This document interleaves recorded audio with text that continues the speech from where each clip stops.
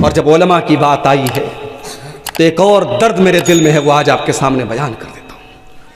ماشاءاللہ کلیا چک کا علاقہ پورے ہندوستان میں اس کی اپنی ایک پہچان ہے۔ ہم نے دیکھا تھا جب پورے ملک میں ناانصافی کے خلاف دھرنا پردرشن ہو رہا تھا، اسی کلیا چک میں بہت بڑے پیمانے پر ویروध پردرشن ہوا تھا۔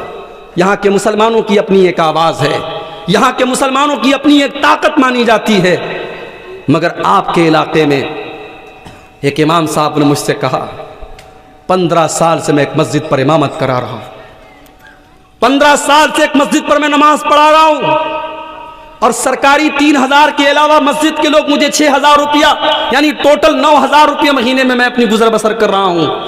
اور جب میں نے اپنا مکان بنوایا تو مسجد کے متولی صاحب مجھ سے ناراض ہو گئے اور کہنے لگے تم کتنا پیسہ پاتے ہو، تم نے مکان بنا لیا۔ یعنی ہم یہ چاہتے ہیں ہماری مسجد کا امام ہمیشہ بھکاری بنا رہے، اس کے پاس اپنے رہنے کا مکان نہ بنے۔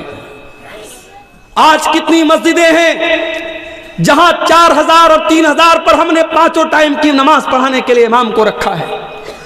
پورے گاؤں میں پورے محلے میں کوئی نماز نہ پڑھے، کوئی حرج کی بات نہیں ہے۔ امام صاحب بیچارے اگر ایک دن فجر کی نماز میں ان کی نیند لیٹ سے کھل جائے تو صبح چائے کے ہوٹلوں پر بیڑی سلگاتے ہوئے اور بیڑی کا دھواں نکالتے ہوئے لوگ کہتے ہیں ارے امام صاحب تو آج فجر کی نماز میں نہیں اٹھے۔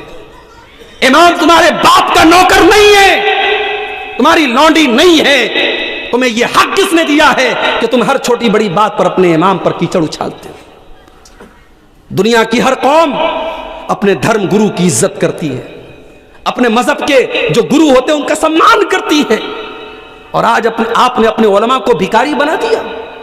کتنے مدرسے ہیں بنگال میں جہاں کے علماء 5-5 ہزار اور 6-6 ہزار مہینے پر پڑھا رہے ہیں، اور جب ان کی سیلری کا ٹائم آتا، ان کی تنخواہ کا ٹائم آتا ہے تو مدرسے کا سیکریٹری کہتا ہے جاؤ سائیکل اٹھاؤ اور چندہ کر کے لاؤ، اسی میں سے تمہاری سیلری دیں گے۔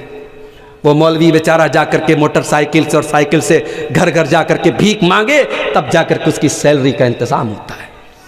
یہی حالات رہے تو وہ دن دور نہیں ہے جب آپ کی مسجدوں میں امام نہیں ملیں گے میرے بھائی، جب آپ کے مدرسوں میں پڑھانے والے ٹیچر نہیں ملیں گے۔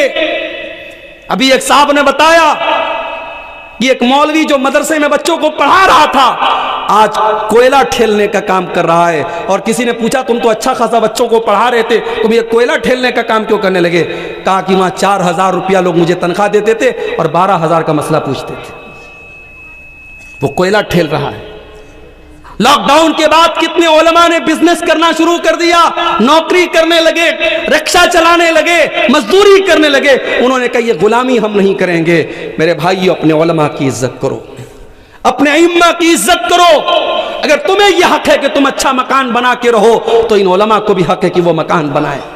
اگر تمہارے بچے اچھے اسکولوں میں پڑھتے ہیں اور اعلیٰ تعلیم حاصل کرتے ہیں تو ان علماء کو بھی پورا حق حاصل ہے کہ وہ اپنے بچوں کو اسکولوں میں اور اعلیٰ تعلیم دلائیں، ان کے بچے بھی بہترین تعلیم حاصل کریں۔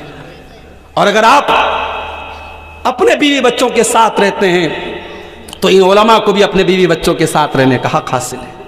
کتنی مسجدوں کے امام ہیں ان کو چھوٹی سی کوٹری دی گئی ہے، وہ فیملی کے ساتھ نہیں رہ سکتے، وہ پریوار کے ساتھ نہیں رہ سکتے، وہ بیچارے شادی ہو چکی ہے، بیوی گاؤں میں رہتی ہے، 2-2 مہینے پر 3-3 مہینے پر امام صاحب اپنی بیوی کے پاس جاتے ہیں، اپنے بچوں کے پاس جاتے ہیں، بچوں کا باپ موجود ہے، بچے یتیم کی زندگی گزار رہے ہیں، بیوی کا شوہر موجود ہے اور بیوی بیوہ کی زندگی گزار رہی ہے۔ معاف کرو میرے بھائی، آپ نے اپنے علماء کو جیتے جی مار ڈالا، ان کے بچوں کو یتیم بنا ڈالا، ان کی عورتوں کو بیوہ بنا ڈالا۔ جس امام کے لیے آپ نے چھوٹا سا کمرہ بنایا ہے، ایک فیملی کوارٹر کا انتظام بھی آپ کر سکتے تھے۔ اگر آپ اپنے بچوں کے ساتھ رہنا چاہتے ہیں، اپنی بیوی اور پریوار کے ساتھ رہنا چاہتے ہیں تو ان علماء کو بھی پورا حق حاصل ہے کہ اپنے پریوار کے ساتھ رہیں۔ اپنے علماء کو اتنا ذلیل مت کرو میرے بھائی۔ 15 سال ایک مسجد پر امامت کرانے والا آج 4-5 ہزار روپیہ اگر مسجد کمیٹی سے پا رہا ہے تو آپ اس پر اعتراض کریں تو مکان کیوں بنوا رہا ہے، تو گھر کیوں بنوا رہا ہے، تجھے گھر بنانے کا کوئی حق حاصل نہیں۔ سوچو اس امام کے دل پر کیا گزری ہوگی۔ وہ 15 سال اگر اس نے کسی بزنس میں دیا ہوتا تو شاید آج اس کا بزنس بہت آگے بڑھ گیا ہوتا۔ اس نے 15 سال کسی پرائیویٹ کمپنی میں نوکری کی ہوتی تو آج اس کی سیلری بہت زیادہ ہوتی۔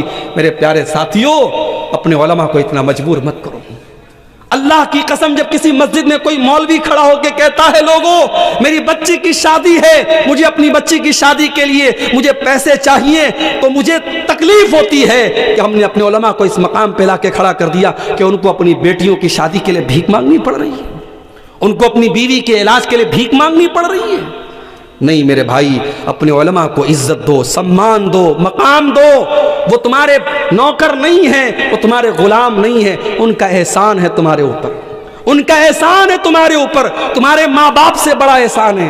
تمہارے ماں باپ تو تمہیں پالتے ہیں، تمہیں پوستے ہیں، تمہیں جنم دیتے ہیں، مگر یہ علماء تمہیں دین سکھاتے ہیں، تمہیں نماز پڑھاتے ہیں، تمہیں حلال بتاتے ہیں، تمہیں حرام بتاتے ہیں، تمہیں جائز بتاتے ہیں، تمہیں ناجائز بتاتے ہیں۔ ان علماء کو ان کا مقام دو میرے بھائی۔ وہ 99 لوگوں کا جو قاتل تھا، وہ جب